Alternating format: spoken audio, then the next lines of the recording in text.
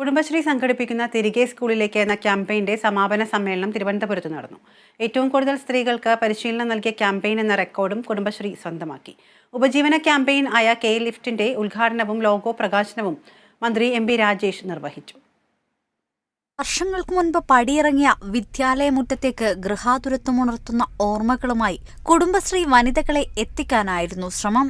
വിദ്യാഭ്യാസ വകുപ്പുമായി സഹകരിച്ച് ഒക്ടോബർ 1 മുതലാണ് കുടുംബശ്രീയുടെ നേതൃത്വത്തിൽ തിരികെ സ്കൂളിൽ സംസ്ഥാനതല ക്യാമ്പയിൻ നടത്തിയത്. അവധി ദിനങ്ങളിൽ സംഘടിപ്പിച്ച ക്യാമ്പയിൻ 2000-ലേറെ സ്കൂളുകളിൽ സംഘടിപ്പിച്ചു.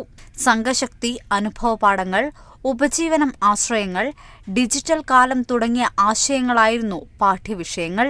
പരിശീലനം ലഭിച്ച 15,000-ഓളം റിസോഴ്സ് പേഴ്സൺമാരാണ് അധ്യാപകരായി എത്തിയത്. 46 ലക്ഷം വനിതകളെ ഉൾക്കൊള്ളിച്ച ക്യാമ്പയിനിൽ 38.7 ലക്ഷം പേർ ക്യാമ്പയിനിൽ പങ്കെടുത്തു. ഏറ്റവും കൂടുതൽ സ്ത്രീകൾക്ക് പരിശീലനം നൽകാൻ കഴിഞ്ഞ ക്യാമ്പയിൻ എന്ന റെക്കോർഡ് കുടുംബശ്രീ സ്വന്തമാക്കി. ഇന്ത്യ ബുക്സ് ഓഫ് റെക്കോർഡ്സിലും ഏഷ്യ ബുക്സ് ഓഫ് റെക്കോർഡ്സിലുമാണ് കുടുംബശ്രീ ഇടം നേടിയത്. മികവുറ്റ ആസൂത്രണമാണ് ക്യാമ്പയിനിൽ നടന്നതെന്നും കുടുംബശ്രീയുടെ റെക്കോർഡ് മറ്റൊരു കൂട്ടായ്മയ്ക്കും കഴിയില്ലെന്നും ചടങ്ങിലെ മുഖ്യ അതിഥി എം.പി. രാജേഷ് പറഞ്ഞു. മികവുറ്റ ആസൂത്രണമാണ് ബാക്ക് ടു സ്കൂൾ ക്യാമ്പയിന്റെ കാര്യത്തിൽ നടന്നത്.